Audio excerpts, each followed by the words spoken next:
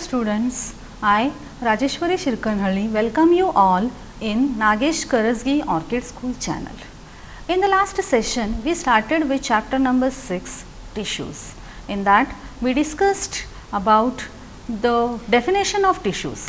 What is a tissue? It is nothing but a group of cells which perform similar function. Okay. After that we have discussed that the plant tissues are different from animal tissues. There are many differences. For example, plants cannot move but animals can move, means plants are stationary, that is why they have adapted to the habitat of sedentary, and whereas animals are locomotive, means they go from one place to another place. Plants are autotrophic and whereas animals are heterotrophic. Plants can prepare their own food, so they are photosynthetic, and animals cannot prepare their own food, they are dependent on somebody else to get the food. That is why they travel, they go from one place to another place in search of food. Similarly, they go from one place to another place for searching mates and shelter. In plants, the cells are mainly dead cells which give them mechanical support, and whereas in animals mainly we find living cells. Similarly, the organ system is not so much specialized in the plants, whereas in the animals we find a specialized organ system. The growth is restricted to certain parts in the plants, and whereas there is no such restriction in the animals. The growth occurs in all the parts of the body. After that we started with plant tissues. So, plant tissues are mainly of two types, they are meristematic tissue and permanent tissue. We have started with meristematic tissue. Meristematic tissue is also called as growing tissue and it is also called as dividing tissue.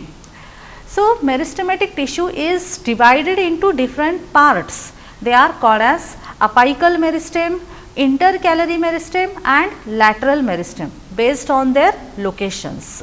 In that, apical meristem is responsible for the growth of length of the roots and shoots.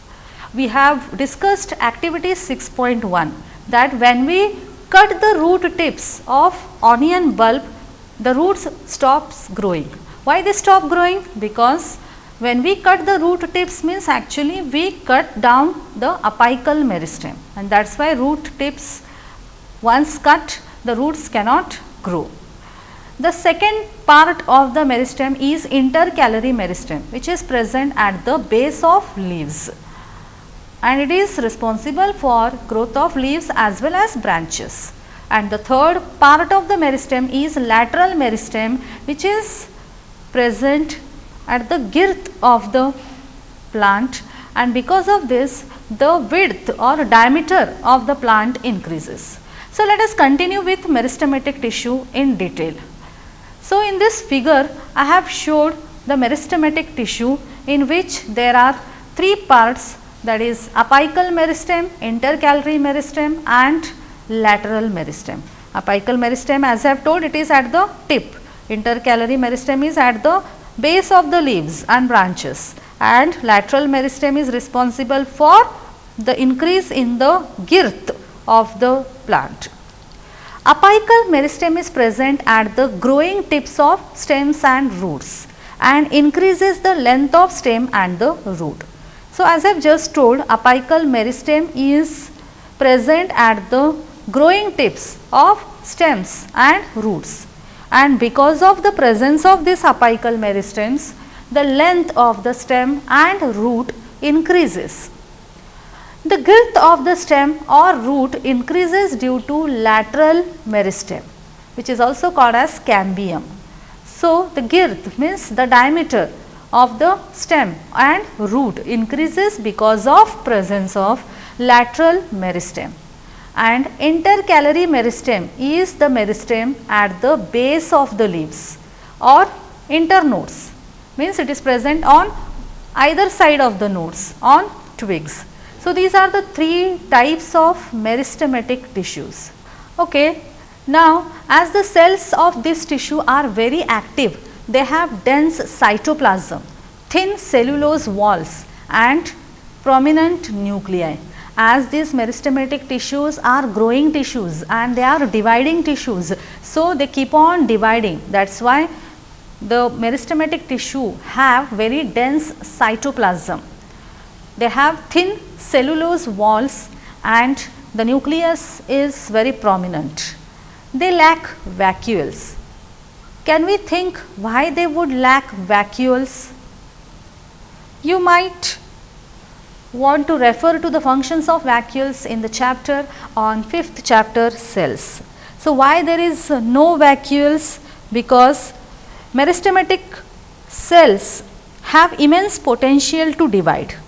For this purpose, they have dense cytoplasm and thin cell wall.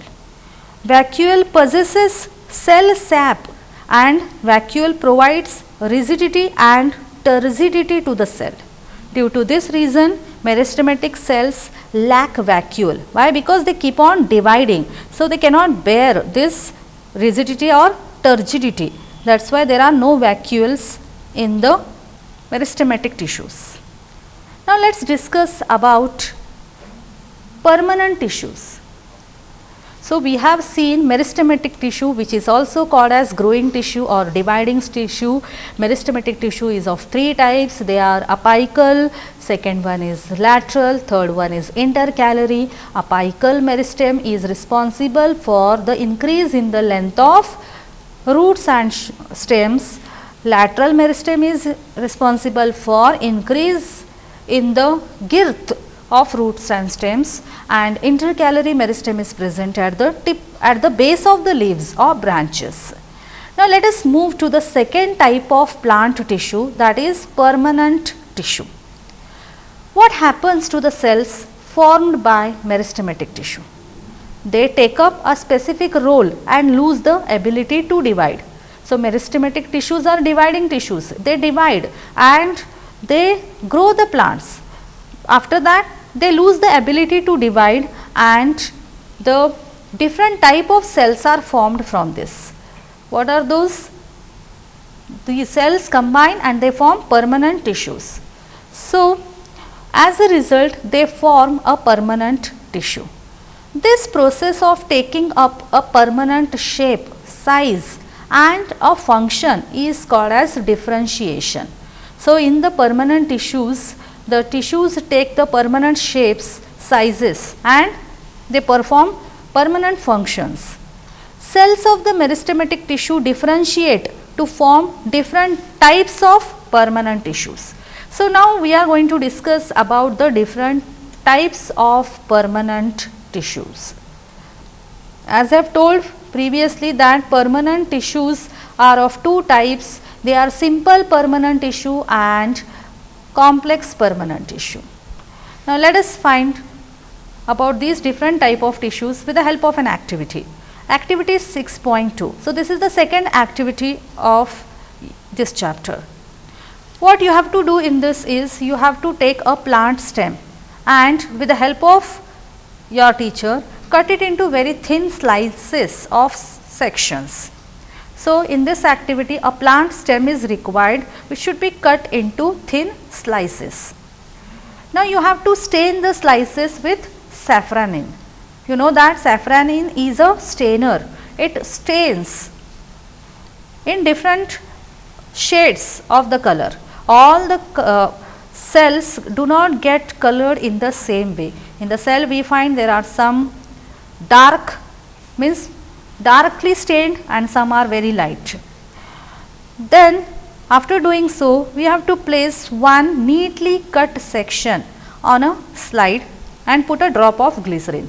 Glycerin is required to keep it moist, otherwise the moisture will get lost. So, we have to put a drop of glycerin, and first of all we have to take that cut section on a slide and we have to put a drop of glycerin. Cover with cover slip and observe under a microscope. Observe the various type of cells and their arrangement and compared with figure 6.3. So, after doing you have to compare this with figure 6.3. Here you can see 6.3 figure. Like this you find different types in the figure. This is epidermis, then you can find phloem, then you can find xylem, different vascular bundles, etc. So, after observing the slide you have to compare with this. Okay. Now, based on your activity there are some questions. Answer the following on the basis of your observation. The first one, are all cells similar in structure? No. We see different types of cells in the cross sections. The second one is, how many types of the cells can be seen? We can find there simple permanent tissues like parenchyma, collenchyma and sclerenchyma. Similarly, we can see the complex permanent tissues like xylem and phloem. The third question is, can we think of reasons why there would be so many types of cells? Yes, why there are so many types of cells? Because each type of tissue perform different and specialized functions. That is why we find different type of cells in the cross section of the stems. We can also try to cut sections of plant roots. We can even try cutting sections of root and stem of different plants. So, by cutting the root of different plants, stem of different plants, we can find the different structures under the microscope. The different type of cells are seen under the microscope, that is because of presence of different tissues. In that, the first tissue is simple permanent tissue. So, let us discuss about this simple permanent tissue. A few layers of cells form the basic packing tissues. This tissue is parenchyma, which is a type of permanent tissue. So, in simple permanent tissue we find parenchyma. What is parenchyma? It is a layer of cells which is the basic packing tissue. It consists of relatively permanent tissue. It consists of relatively unspecialized cells with thin cell walls. So, parenchyma consists of very thin cell walls and the cells are not specialized. They are living cells, live cells, and they are usually loosely packed. So, what are the features of parenchyma? Parenchymal tissues are the type of simple permanent tissue. The cells are unspecialized and parenchymal tissues have thin cell walls. Then all the cells in the parenchyma are living cells and parenchyma are usually loosely packed. So, that is the first simple permanent tissue, that is parenchyma.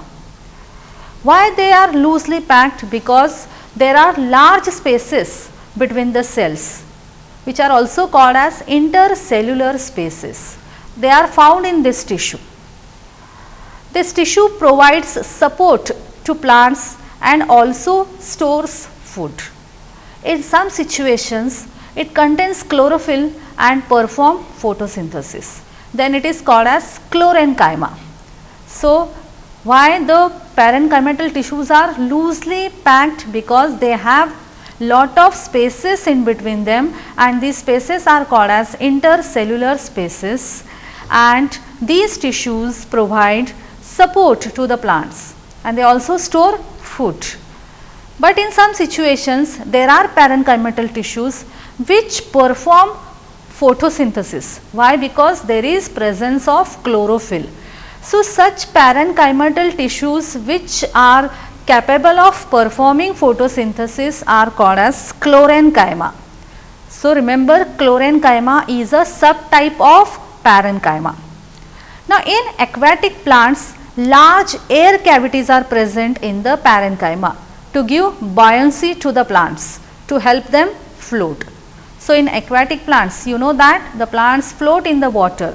For that, there should be some upward force, means there should be buoyancy, and this buoyancy is given to the plants because of presence of some different type of parenchymal tissues.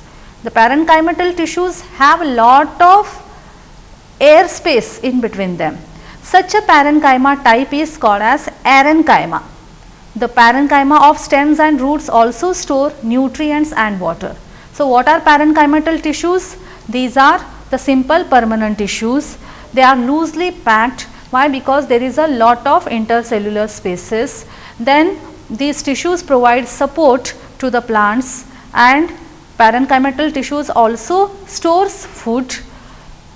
In parenchymal tissues, again there are two subtypes. One is chlorenchyma. Chlorenchyma are also parenchymal tissues, but they consist of chlorophyll, and that is why they are capable of performing photosynthesis. And the another type of parenchymal tissues are found in the aquatic plants, in which there is a lot of air cavities are present, which gives them buoyancy to the plants for making them to float. So, such a type of parenchyma is called as arenchyma. The parenchyma of stems and roots also stores nutrients and water. So, parenchymal tissues are very important for the plants, as they give support also, they store food also, and some parenchymal tissues are able to perform photosynthesis, and parenchymal tissues have air cavities in them, etc. The flexibility in plants is due to another permanent tissue, that is chlorenchyma. We have discussed the first simple permanent tissue, that is parenchyma. Parenchyma are the tissues which have mostly living cells. They are loosely packed, there are intercellular spaces, then they give support to the plants, they store food, they store the nutrients. Then in some parenchymal tissues there is a presence of chlorophyll which perform photosynthesis, and that is why they are called as chlorenchyma. And then we have discussed another type of parenchymal tissue, that is arenchyma, which is present in the aquatic plants. There are large cavities present in these plants which give them buoyancy and helps the plants to float. So, this is about parenchyma. The second type of permanent tissue is chlorenchyma. Just remember, chlorenchyma is the subtype of parenchyma, and whereas chlorenchyma is the second simple permanent tissue. So, let us discuss about this chlorenchyma. Chlorenchyma, it allows easy bending in various parts of the plant, like leaf, stems, without breaking. You know that there is flexibility in different parts of the plant, especially in the different branches in the stems. They can bend. They bend because of wind, because of rain, and even due to sunlight. This bending without breaking is possible only because of presence of second type of simple permanent tissue, that is chlorenchyma. It also provides mechanical support to plants. So, same like parenchymal tissues, the chlorenchymal tissues also provide mechanical support to plants. Okay, here in this picture you can find all the types of the tissues are shown, various types of simple tissues, parenchyma, its transverse section and longitudinal section, that is in 6.1 and 6.A and B. Then you can A 1 and 2. Then in B figure you can find chlorenchyma, its transverse and longitudinal section. And in the third you can find the third simple type of tissue, that is sclerenchyma. Okay, so let us continue with our discussion about chlorenchyma. So, what is chlorenchyma? It is the second type of simple permanent tissue, and it gives strength to the plants without breaking. They can remain flexible. The flexibility in the plants is because of presence of another tissue, that is chlorenchyma. It also gives support to the plants. This tissue in leaf stalks below the epidermis they are found. We can find them in the leaf stalks below the epidermis. The cells of this tissue are living. So, like parenchymal tissues, chlorenchymal tissues are also having living cells. They are elongated and they are irregularly thickened at the corners. There is very little intercellular space. So, in the parenchymal tissues we have discussed that they are very loosely packed and there is more intercellular space, whereas in the collenchyma there is very little intercellular space is present, and the living cells are there in collenchyma also. They are elongated and they are irregularly thickened at the corners. So, at the corners we find there is more thickness. Okay. Now, we have discussed about parenchyma and collenchyma. Now, there is another, that is the third type of permanent tissue, which is called as sclerenchyma. It is the tissue which makes the plant hard and stiff. We have seen the husk of a coconut. It is made up of sclerenchymatous tissue. You all know that the husk of coconut is very strong, it is very tough. Why? Because this toughness, this strength is given by the third type of simple permanent tissue, that is sclerenchyma. The cells of this tissue are dead.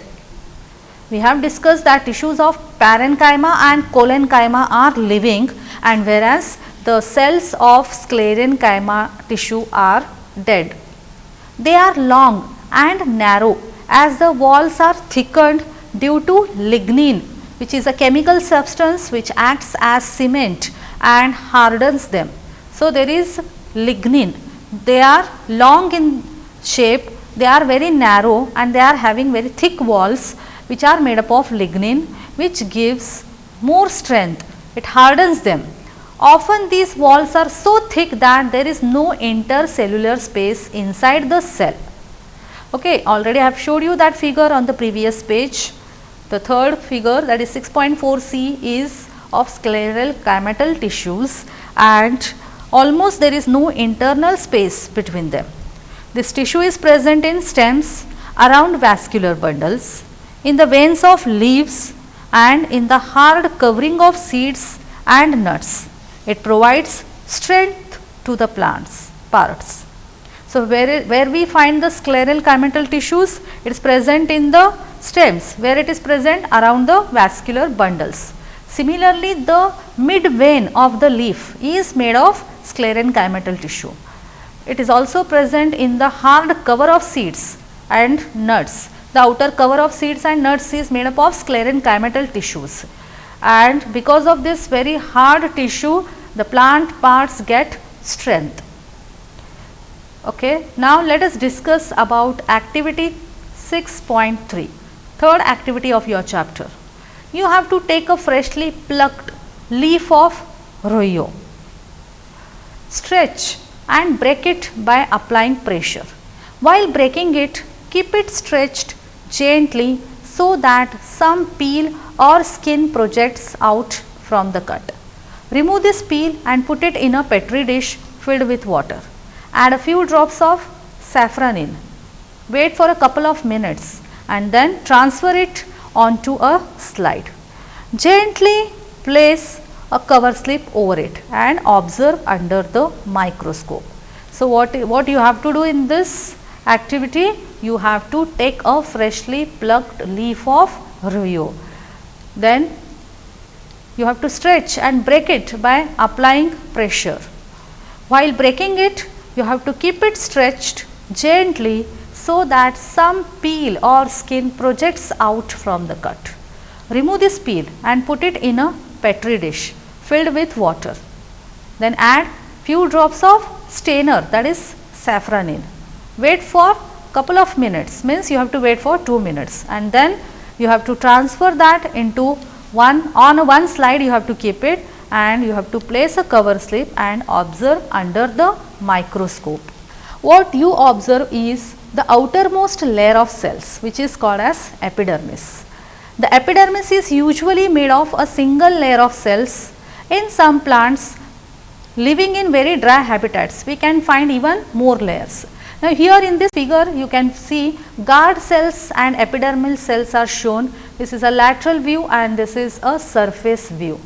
You know that guard cells are present at the tip of stomata. They guard, they control the opening and closing of stomata. During the daytime, the stomata are opened, whereas during the night the stomata are closed. It is controlled by guard cells. And epidermal cells, the outermost layer of the cell is called as epidermis. So, this is found on the slide. Okay, so, you have to perform this activity, and when you observe this under the microscope, you will find epidermis as well as guard cells. Epidermis may be thicker at some places. Why? Because since protection against water loss is critical, the entire surface of a plant has the outer covering of epidermis. So, the full plant has the outer covering of epidermis. That means, the whole plant is protected because of presence of epidermis. So, it is a thin layer, and at some places even we can find the layer is little bit thicker. Why? Because it gives the protection to the plant against water loss. So, sometimes if suppose there is more heat and if more water will get lost, then plants cannot survive. But in such situation, the epidermis plays a very important role, and it gives the protection to the plants. The entire surface of the plant has this outer covering of epidermis. It protects all the parts of the plant. Epidermal cells on the aerial parts of the plant often secrete a waxy, water resistant layer on their outer surface. So, epidermal cells we find on the all parts of the plant, but the aerial parts, means the upper parts of the tree, of the plant, they have a waxy, water resistant layer of the epidermis. Why? Because it helps in protection against loss of water, mechanical injury and invasion by parasitic fungi. So, fungi cannot attack because of presence of waxy, water resistant layer. Similarly, water can also not get lost, and mechanical injury can also be prevented, means plants gets protection because of presence of this waxy, water resistant layer on the outer surface. This aids in the protection against loss of water, mechanical injury and invasion by parasitic fungi. Since it has a protective role to play, cells of the epidermal tissue forms a continuous layer without intercellular spaces. Most epidermal cells are relatively flat. So, what is the shape of the epidermal cells? They are flat, and they form a continuous layer without any intercellular space. Most of epidermal cells are relatively flat. Often their outer and side walls are thicker than the inner walls. Okay. So, what we have discussed today is about the type of tissues. We have discussed about meristematic tissue. We have discussed that the meristematic tissue is of three types. There are three parts in the meristematic tissue. They are apical, intercalary and lateral. We have discussed their functions. After that, we started with permanent tissues. In that, we are discussing about simple permanent tissue. They are parenchyma, collenchyma and sclerenchyma. What are parenchyma? These consist of living cells. Collenchyma also consist of living cells, but sclerenchymal tissues consist of mostly dead cells. Parenchymal tissues are loosely packed, means there is more intercellular space. Collenchymal tissues are little bit tightly packed, there is very little intercellular space, and whereas sclerenchymal tissues do not have any intercellular space. We have discussed about parenchyma, we have functions of parenchyma, functions of collenchyma, functions of sclerenchyma. We have discussed about their properties also. We have discussed the subtypes of parenchymal tissues, that is sclerenchyma and arenchyma.